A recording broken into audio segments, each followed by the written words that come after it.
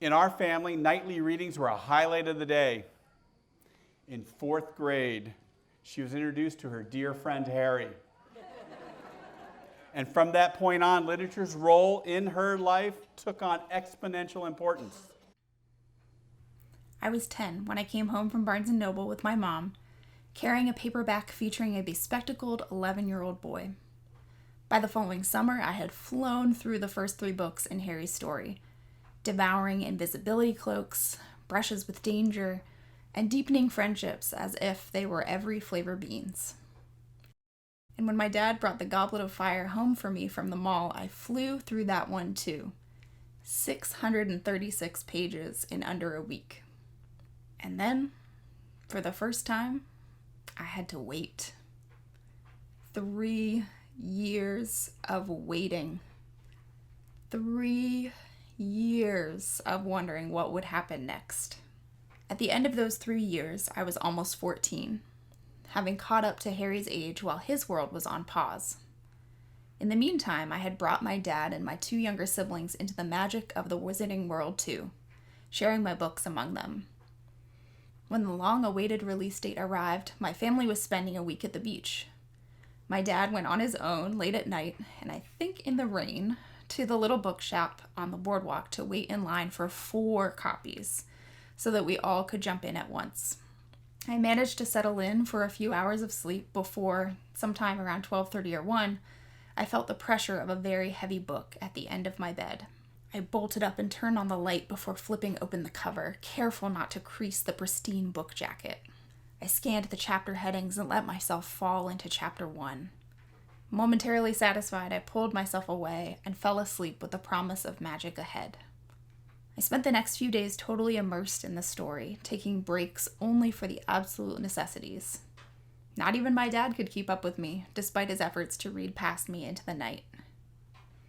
2 years later, when book 6 came out, we got to do it all again. The beach, the midnight release, the first chapter reading before going back to sleep, the days spent totally transfixed. All traditions that have taken on such a shimmering quality in my mind that I swear it all happened again for at least 1 or 2 more summers. But it didn't. In fact, I hardly remember reading the 7th and final book in the series. I had been away at a 3-week summer program, and I didn't really have time to read it until I got home. I don't know that I let the weight of that ending sink in. After all, I was about to start my senior year of high school. There were still more movies to come out, and I don't know that I trusted that J.K. Rowling was done with this story. Later, I would wish that I had marked the turning of those final pages in some way. Why didn't I take notes? Or take a photo? 5 summers after The Deathly Hallows was published, I had just finished college and was about to move to a new state to go to grad school. As I packed up some of my childhood bedroom, I was struck by a sudden need to bring the whole Harry Potter series with me and reread it from the beginning. Faced with a new and unknown future, I longed for the familiarity of Hogwarts. But as my eyes flitted across the shelves, I found no paperback Sorcerer's Stone. I ran to my brother's room and then my sister's, combing through their shelves to see if it had landed there. Nope. Then I rifled through the living room bookcase. Not there. Mom, have you seen the first Harry Potter book? Oh, I think that's long gone. What? It was falling apart. My book had not survived a family full of readers and their friends. How was I supposed to get back to that magic of starting a new adventure late on a July night? Of course, the answer is that I couldn't. Not really. Even if I had still had that first paperback copy. It wasn't really about the book itself.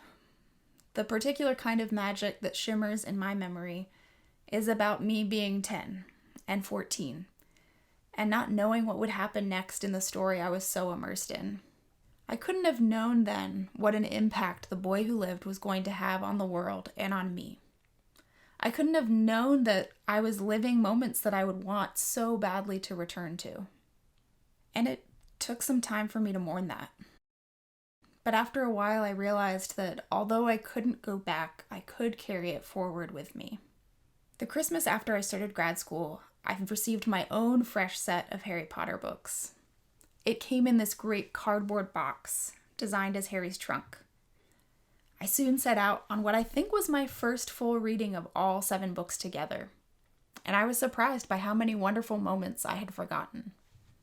Since then, I've found countless ways to keep returning to the world of Harry Potter, and I have to offer deep thanks because it has continued to be a connecting point for so many relationships, a balm during challenges, and a foundation for new adventures. I can't relive the experiences of turning those pages for the first time. But, like all good stories, Harry's continues to offer new meaning to me.